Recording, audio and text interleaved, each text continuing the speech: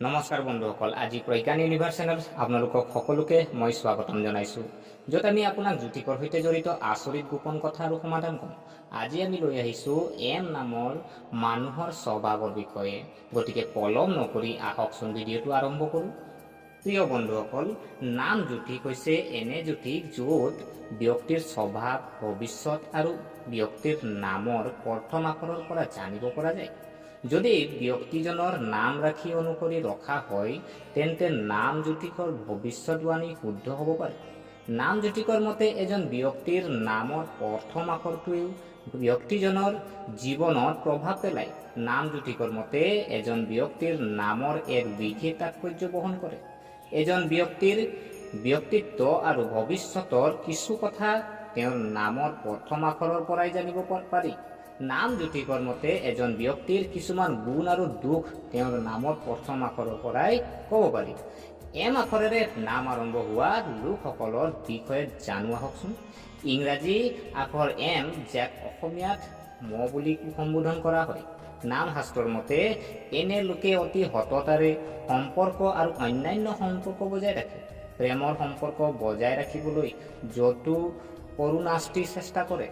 আচৰণৰ বিষয়ে যদি আমি চাওঁ, মৰে আৰম্ভ হোৱা নাম থকা মানুহবোৰ স্বভাৱতে অতি আৱেগিক। এই জাতক জাতিকাসকলে তেওঁলোকৰ জীৱনত বন্ধু বান্ধৱী আৰু জীৱন সংগীত বিশেষ গুৰুত্ব দিয়ে। লগতে এইসকল ব্যক্তিয়ে অভিলাষী, শক্তিশালী আৰু সদায় উৎসাহেৰে ভৰা। এনে লোকে পৰম্পৰাগত আৰু উচ্চ নৈতিক মূল্যবোধত বিশ্বাস কৰে। এই মানুহবোৰ হৃদয়ত নিৰ্মল আৰু কাৰোবাৰ লগত পোনপটীয়াকৈ কথা কয়, যাৰ বাবে মানুহে নিজৰ কথা বেয়া বুলি গণ্য কৰে। পেছাদাৰী জীৱন যদি চাওঁ, নিজৰ কৰ্মক্ষেত্ৰৰ কথা কওঁতে তেওঁলোকে অতি অনুশাসিত। লগতে এইসকলে প্ৰতিটো কাম পৰিকল্পনাৰে কৰি ভাল পায়। ইয়াৰ বাবে তেওঁলোকে বেছিভাগ কামত সফলতা লাভ কৰে। লগতে এই মানুহবোৰ আত্মবিশ্বাসেৰে ভৰপূৰ। এই আত্মবিশ্বাসেও তেওঁলোকৰ সফলতাত সহায়ক বুলি প্ৰমাণিত হয়। স্বভাৱ আৰু ব্যক্তিত্ব যদি আমি চাওঁ, দৃঢ় ইচ্ছাশক্তি। এম নামৰ জাতক জাতিকাসকলে নিজৰ সিদ্ধান্তই দৃঢ় হৈ থাকে আৰু সাহসেৰে অসুবিধাৰ সন্মুখীন হয়। সংবেদনশীল কিন্তু ব্যৱহাৰিক। লোকৰ আৱেগিক কিন্তু নিজৰ সিদ্ধান্ত অতি চিন্তাশীলভাৱে লয়। সৎ আৰু কঠোৰ পৰিশ্ৰমী থাকে। তেওঁলোকে নিজৰ কামৰ প্ৰতি অতি সৎ আৰু সফলতা লাভৰ বাবে কঠোৰ পৰিশ্ৰম কৰাত বিশ্বাস কৰে। কিন্তু অলপ জেদী স্বভাৱৰো থাকে। যদি তেওঁলোকে কিবা এটা অটল থাকে, তেন্তে তেওঁলোকক পতিয়ন নিয়াবলৈ টান আৰু ৰহস্যময় প্ৰকৃতিৰ থাকে। এই জাতক জাতিকাসকলে নিজৰ ব্যক্তিগত কথাবোৰ আনৰ লগত ভাগ বতৰা কৰাত দ্বিধাবোধ কৰে আৰু অলপ ৰহস্যময় আৰু স্বাধীনতা প্ৰেমীও দেখা যায়। তেওঁলোকে নিজৰ স্বাধীনতাত বৰ ভাল পায় আৰু কাৰো নিয়ন্ত্ৰণ থাকি ভাল নাপায়। প্ৰেম আৰু সম্পৰ্কত যদি চোৱা হয়, এই মানুহবোৰ প্ৰেমত সৎ কিন্তু সহজে অনুভৱ প্ৰকাশ কৰিব নোৱাৰে।